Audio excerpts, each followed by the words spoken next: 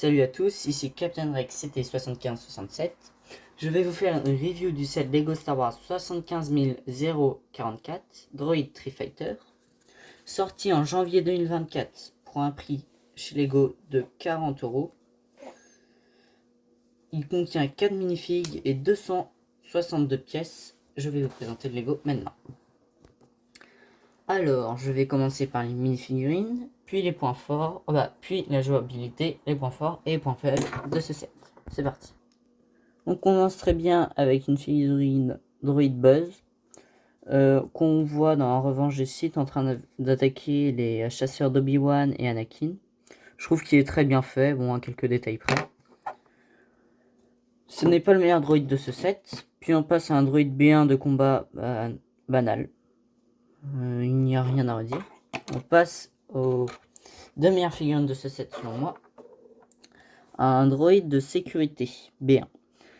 Alors je crois que ce droïde de sécurité B1 est exclusif à ce set à cause de sa topographie, plutôt de sa peinture sur le dessus du torse, et il a aussi la tête avec la couleur. Donc je crois que ça fait une figurine exclusive à ce set, et ce n'est pas la seule, si je ne me trompe pas. Celle-là, j'en suis sûr, le chancelier Palpatine de la revanche des Sith, qu'on revoit au tout début, et qu'il a une double impression. J'adore l'impression, je la trouve un peu ratée pour les traits de vieillesse. Pareil pour la coiffure, je la trouve un peu dommage. Par contre, les pièces brillent comme ça, on peut les voir, les motifs. C'est plutôt pas mal, un bel effort de Lego. Bon, on va passer à la jouabilité de ce set. Ce set sorti en 2014, que je trouve très bien, a de très belles topographies sur les bulles. Bon, malheureusement, beaucoup d'autocollants un peu partout. Il y en a à peu près 3, il y en a à peu près 6 sur chaque aileron, donc il faut juste faire un calcul très rapide. J'adore aussi cette couleur orange qui est différente des autres oranges. Celui-là est plus fluo foncé. Donc pour la jouabilité, on peut placer soit un Battle Droid dedans, ou bien même un Buzz Droid. Dans le Buzz Droid, il faudra juste replier ses pattes et son petit coupeur à l'avant. Et vous pouvez le placer. Hop, voilà. Bon, là j'ai un peu de mal, mais voilà, c'est bon. Pour la jouabilité, vous avez aussi un petit canon en dessous à ressort qui tire. Voilà. Sinon, c'est un peu tout pour la jouabilité. Donc, franchement, pour un set de 2014, il fallait pas en trop demander. C'était vraiment génial. Bon, les points forts de ce set, ce sont les mini-figurines, bien sûr. Hein. Bon, ça sera, on verra ça dans les points faibles, mais c'est vrai que voilà. Les minifigs sont vraiment géniales, surtout le chancelier Palpatine.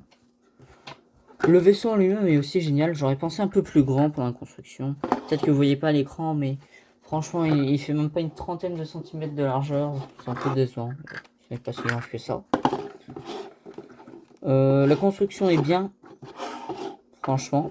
Les points faibles, et on va revenir sur la construction, elle est répétitive. C'est tout le temps le même principe. Je vais pouvoir vous montrer ça. Vous voyez, c'est.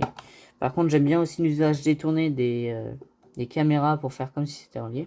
Par contre, c'est très répétitif. Sur chaque aileron, à part le dessus, vous allez devoir à chaque fois refaire la même chose. Deuxième petit point noir pour ce set, même si c'est un set de 2014, je trouve ça vraiment dommage qu'ils n'auraient pas inclus soit une autre figurine de Buzz Droid, soit un autre droïde. Franchement, le combat, ça aurait été très bien d'en rajouter un autre, même si le set est très bien, c'est juste de rajouter un autre. Et franchement, c'est un super set. Si vous voulez l'acheter en ce moment d'occasion, il est aux alentours des 60 €. Neuf, ça va être plus aux alentours de 180-200 € facilement. 150-200 € facilement. La figurine du chancelier, qui est une exclusive à ce set, coûte assez cher, coûte une quarantaine d'euros. Ce qui fait qu'elle a pris énormément de valeur. Sinon, les autres droïdes, c'est facilement, je crois, 2-3 € le petit Buzz Droid, 1 €. Cela peut-être une dizaine d'euros. Il faut que je vérifie qu'elle soit exclusive ou pas, mais si elle est exclusive, ça sera à peu près une dizaine d'euros aussi. Donc c'est quand même un set assez cher. J'ai reçu en cadeau pour avoir passé le brevet. Et j'ai eu 9, ce qui est vraiment génial. Bon, je sais pas combien elle l'avait payé, je crois qu'elle l'avait dit moins d'une centaine d'euros, ce qui est une très bonne affaire pour un tel set. En 2014, avoir des sets comme ça. Je trouve que 2014 était une très bonne année. Mais je ferai une vidéo parlant de toutes les années, et surtout de 2014 et 2011, qui ont été de très belles années pour Lego Star Wars. Je vous dis à plus tard, n'oubliez pas de vous abonner, ça fait toujours plaisir.